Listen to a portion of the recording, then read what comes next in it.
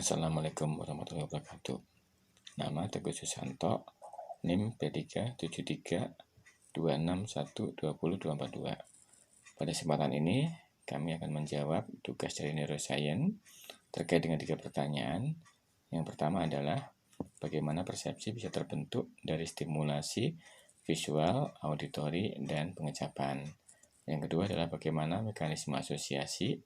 Dan yang ketiga adalah bagaimana mekanisme pengambilan keputusan secara neuroscience. Jawaban pertama dari pertanyaan persepsi terbentuk dari stimulasi visual, auditori, dan pengecapan adalah adanya rangsang yang diberikan kepada indera visual. Ini tujuannya adalah memberikan informasi. Nah, rangsang atau informasi yang dikirim melalui visual ini akan diterima oleh korteks penglihatan primer yang terletak pada lobus occipitalis. Lobus occipitalis terletak pada lobus posterior korteks cerebellum ini. Fungsinya adalah menginterpretasikan visual. Artinya apa? Area korteks ini memegang peranan penting dalam refleks gerakan mata. Semua informasi dari gerakan yang ditangkap secara visual ini akan ditangkap dan kemudian dikembangkan menjadi suatu respon untuk diikutin dan kemudian dikerjakan. Nah, bentuk dari stimulasi ini secara visual ini memang tidak bisa sekali. Harus diulang secara berulang karena merupakan suatu proses reedukasi untuk melakukan suatu rangsangan dari visual untuk dilupakan sama suatu gerakan.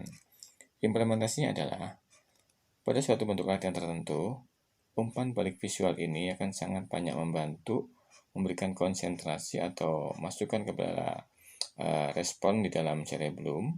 Ini untuk membantu meningkatkan aktivitas otot dengan membantu koordinasi, kekuatan, dan stabilisasi yang dilihat dari stimulasi visual.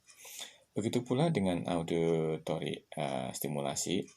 Di dalam konteks pengenalan primer pada lobus temporalis, ini akan menginterpretasikan bahasa yang diterima. Tentunya dalam stimulasi auditory ini, bahasa itu harus simpel, sederhana, pendek, dan dilakukan berulang-ulang. Sehingga pada kotak pengendaraan ini akan mampu menginterpretasikan pendengaran ini, kemudian akan secara mudah diimplementasikan pada gerakan yang akan dilakukan.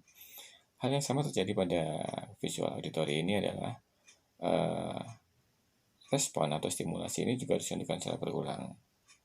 Kemudian stimulasi untuk pengecapan ini terdapat pada area Broca pada lobus frontalis.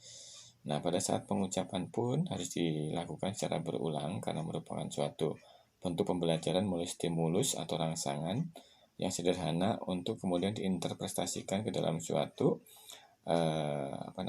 fokus atau maksud yang akan disampaikan. Pengecapan ini akan mudah dilakukan dengan menggunakan pemahaman atau nasalisasi dari bahasa-bahasa sederhana. Kemudian yang kedua, mekanisme asosiasi. Mekanisme asosiasi sebenarnya adalah suatu upaya untuk merangsang gerakan satu sisi yang dimaksud dengan mengaktifkan gerakan sisi yang sehatnya. Artinya apa? Gerakan asosiasi ini biasa dilakukan pada kondisi pasien spastik. Nah, pada kondisi pasien spastik ini, sisi yang sehat itu akan melakukan gerakan yang dimaksud, memberikan contoh gerakan dengan cara ditahan. Dengan cara ditahan ini memungkinkan akan terjadinya suatu gerakan involunter pada sisi yang sakit atau yang spastik tadi. Atau terjadinya penurunan reflektif dari sisi yang sakit tadi sehingga gerakan yang dimaksud oleh sisi yang sehat ini akan bisa ditirukan atau diasosiasikan oleh gerakan sisi yang sakit. Kemudian pertanyaan yang ketiga adalah bagaimana mekanisme pengambilan keputusan. Mekanisme pengambilan keputusan sangat tergantung dari kerja sistem otak kita, di mana kita tahu bahwa descending system itu adalah merupakan tempatnya opermotor neuron. Di dalam descending system itu terdapat 2 komponen, yaitu motor korteks dan brainstem center. Motor korteks itu berperan dalam inisiasi dan gerakan volunter, sedangkan brainstem center itu berfungsi atau berperan dalam gerakan dasar dan kontrol postur. Kedua komponen ini akan sangat dipengaruhi oleh basal ganglia dan cerebellum. di mana dalam basal ganglia dan cerebellum ini banyak sekali menerima informasi sensorik motor dari luar. Kemudian informasi atau sensor motor dari luar ini akan diolah oleh descending system ini sebelum dikirimkan kepada lower motor neuron. Di dalam motor lower neuron sendiri, di dalam menginformasikan gerakannya akan dijadikan sebagai gerakan skelet. Ini sangat dipengaruhi juga oleh suatu sensory input yang ada dalam spinal cord.